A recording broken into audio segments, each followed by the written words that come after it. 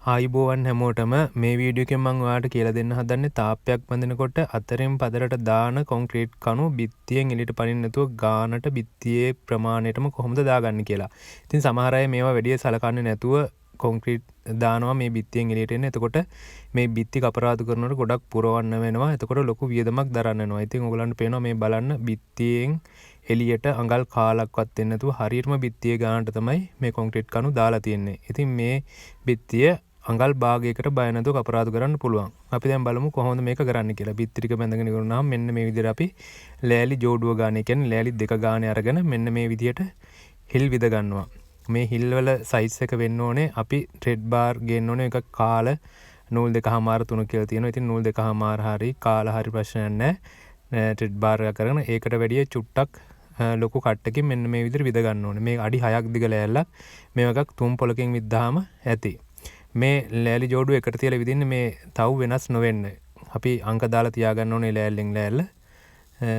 එහෙම අපි මේ ලෑලි ටිකේ ඒ විදියට හෙල් විදගෙන ඊට පස්සේ අපි කරන්නේ ඒ ට්‍රෙඩ් බාර් ටික කපා ගන්න. මේක බිත්තියේ ඝනකම අපි යොදා ගන්න ලෑලි දෙකේ ඝනකම ඊට පස්සේ නට් බෝල්ට් දාන්න තියෙන දුර. ඊට පස්සේ අපි මේ ලෑලි වලට දෙපැත්තෙන් තව අඟලේ රීප්ප කැලි දෙකක් තියෙනවා. ඔයගොල්ලන් ඉස්සරහදී බලන්න පුළුවන්.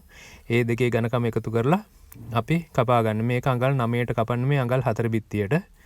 ඊට පස්සේ අපි බිත්තියේ ඝනකමට ඒ කියන්නේ බැඳලා තියෙන බ්ලොක් ගලේ ඝනකමට අපි මෙන්න මේ වගේ අඟල් භාගේ කන්ඩියුට් බට කැලිත් කපා ගන්න ඕනේ. ඊට පස්සේ අපි මේ දකින්නේ ඒ රීප්ප කැලි ටික. මේක ලෑල්ලේ පල්ල අඟල් 9 නම් ඒ වගේ 9 10 8 වගේ ප්‍රශ්නයක් නැහැ. මේ විදිහට අපි අඟලේ රීප්පත් මේ විදිහට කපා ගන්නවා. ඊට පස්සේ අපි රීප්ප ටිකත් අර කලින් අපි විදපු ග්‍රිල් එකෙන්ම ග්‍රිල් කට්ටෙන්ම ඒ සයිස් එකට මේ වගේ තනි හිලක් මැද්දෙන් ගහ ගන්නවා.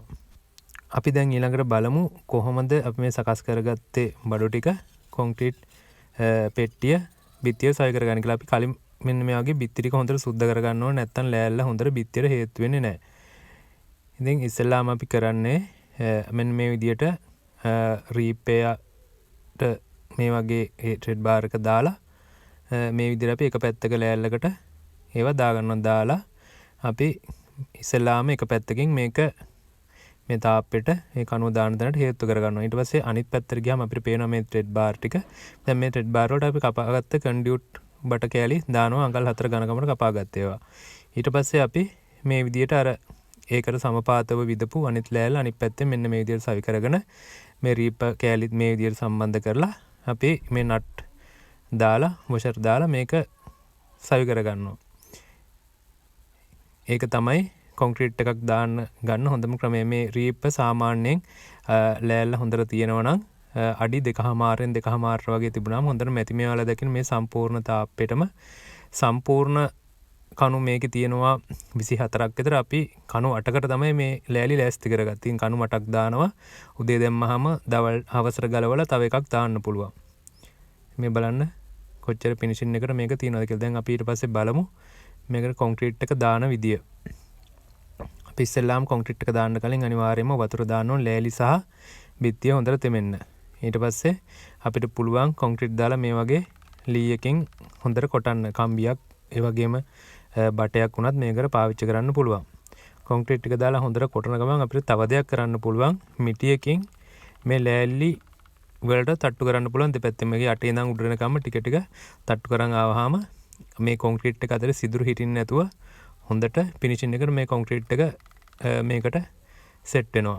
දැන් අපි බලමු දවසකට පස්සේ මේක ගලවලා කොහොමද මේක ෆිනිෂින් එක කියලා. මේ බලන්න කොච්චර හොඳ ෆිනිෂින් එකකට මේක තියෙනවද. ගානට බිත්තියේ ගානටම තියෙනවා. චුට්ටක්වත් එළියට පැනලා නැහැ. ඉතින් මේ බිත්තියක් සාමාන්‍යයෙන් කපරාදු කරන්න පුළුවන් අඟල් භාගයට කිසිම ප්‍රශ්නයක් නැතුව.